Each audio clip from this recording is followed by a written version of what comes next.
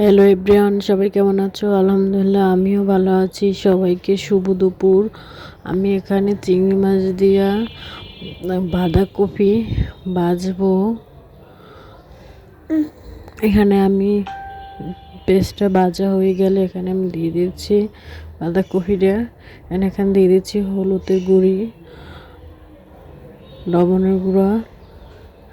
এখানে আবার রান্না করব মাংস, মুরগির মাংস।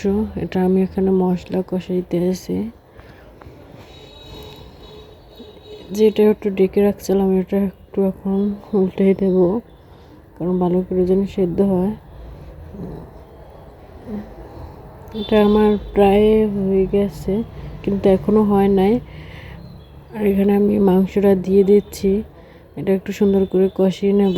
এটা ছিল আজকে আমাদের দুপুরের আয়োজন। কেমন হয়েছে সবাই কমেন্ট বলবা। আল্লাহ হাফেজ।